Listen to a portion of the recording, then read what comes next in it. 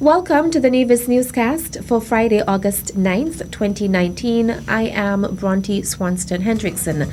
Culturama 45 would not have been possible without the participation of the persons in the numerous shows and activities. That is according to Chairman Antonio Abernathy Liburd. I would also like to take this opportunity to thank all other participants in the various competitions, the Junior Calypso Contest, the Senior Calypso Contest, the Miss Culture Queen Pageant, the Miss Culture Swimwear, Mr. Cool, the Soca Monarch Competition, and the Mr. and Miss Talented Youth Pageant. I would like to say a big thank you to all those persons who would have come forward and would have made their contribution in terms of participating in this year's festival. He also expressed thanks to those persons who hosted various fringe activities for Culturama 45. To all the organizers of fringe activities, Freaky Friday, Glowfet, 4-in-1 Fet, Toucan Sound presents Kess the Band.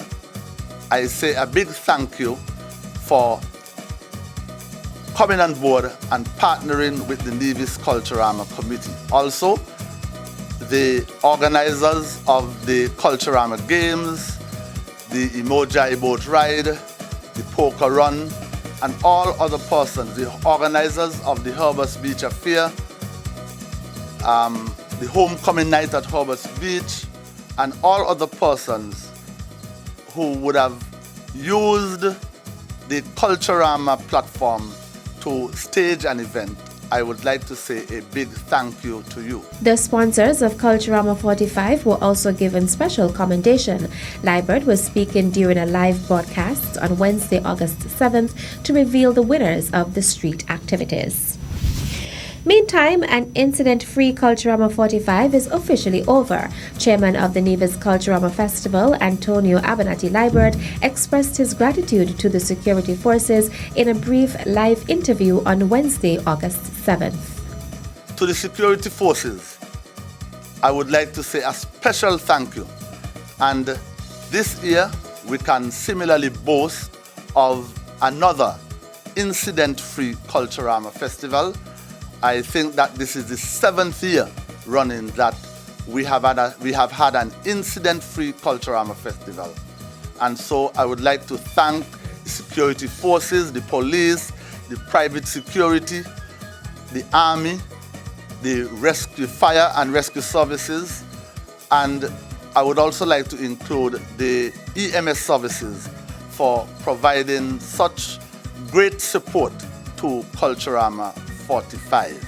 Liburd also commended the environmental health workers for working tirelessly for the whole of Culturama 45. It would be remiss of me if I did not also thank the public health services, the Department of Public Health for their contribution.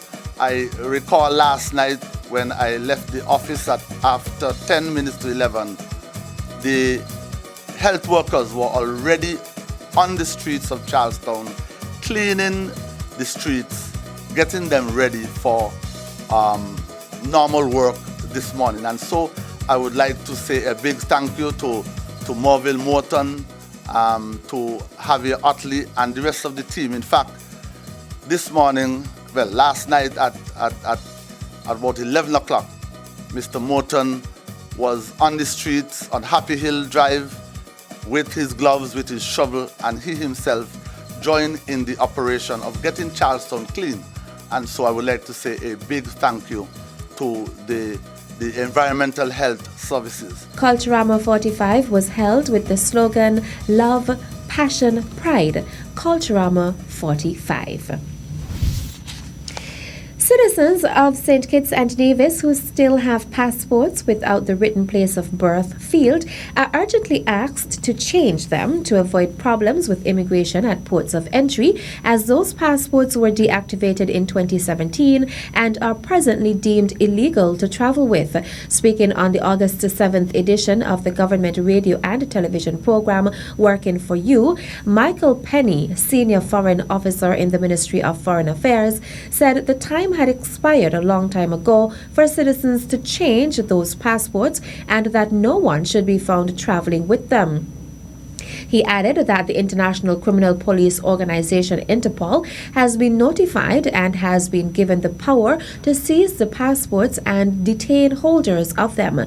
From December 10, 2014 to March 31, 2016, the government of St. Kitts and Nevis recalled all passports without the written place of birth field for reissuance of new passports with the written place of birth field at no cost to the passport holder. Any citizen still in possession of a passport without the written place of birth field will have to pay $250 to have it reissued. Passports issued from 2010 to 2014 excluded the written place of birth field. Still to come, prison officers receiving training at Dodds Correctional Facility in Barbados. The details after this break. At a loss as to what's going on in Nevis? Tune into NNC on NTV. Don't worry if you don't have cable either. NNC will bring the news to you wherever you are. Facebook and Facebook Live. YouTube and YouTube Live. NevisTVOnline.com. Roku app, NTV mobile app, Smart TV, Apple TV, and any other IPTV platforms. When me ANC and you ANC, NNC.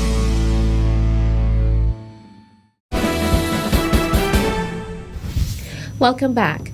The amendments to the Drugs Prevention and Abatement of the Misuse and Abuse of Drugs Amendment Bill 2019 call for the prohibition of operating a motor vehicle while under the influence of cannabis, so noted the Honorable Wendy Phipps, Minister of State with responsibility for health, during a sitting of the National Assembly on July 30th to table the bill.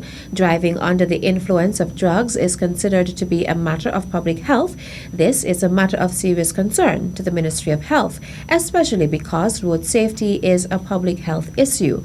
While we have gained in terms of our provisions to protect the lives of persons on our roads, at the end of the day, we would want to make sure that persons who choose to use marijuana do not do so while operating motor vehicles or any type of machinery that could endanger their lives and the lives of other people, Minister Phipps said. She added that these are matters that will be addressed in the bill properly and in accordance with the provisions outlined in the Vehicle and Road Traffic Act. Minister Phipps says while the bill addresses matters including personal use and regulations against smoking in public, as the government progresses to the decriminalization climate, when it comes to the point of the debate of the cannabis bill, it will be realized how much more is involved in making sure it creates a type of environment that properly regulates that industry, the use of that drug, and that the state agencies that should be involved are aptly prepared to undertake their responsibilities. A group of senior and junior prison officers headed by Deputy Commissioner of Corrections Denzel Harris is currently in Barbados participating in a 2-week training course at the Dodds Correctional Facility.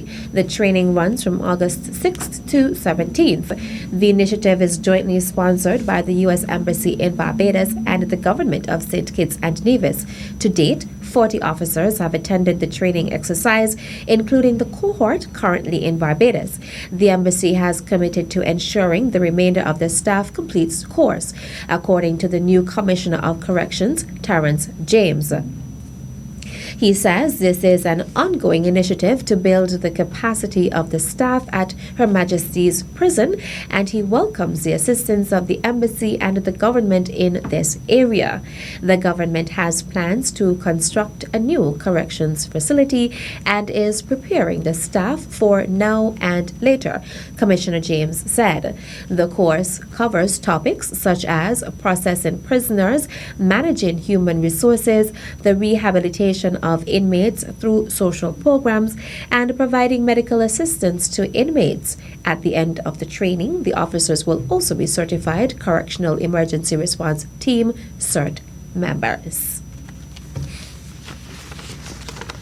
The Federal Ministry of Labour is working closely with Canadian officials and other stakeholders to ensure that the benefits of the Canada-Caribbean Seasonal Agricultural Workers Program can be extended to female nationals of St. Kitts and Nevis.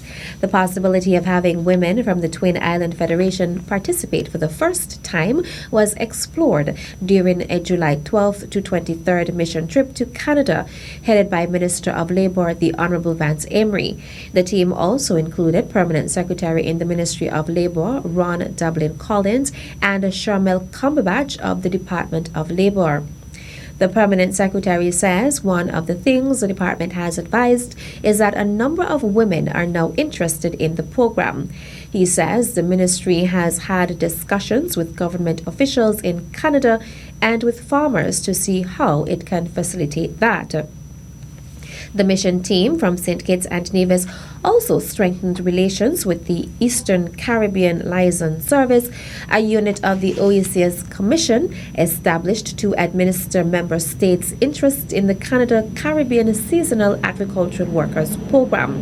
The unit fosters good working relationships with both employers and workers to ensure the workers' interests are protected and that they are treated fairly at all times.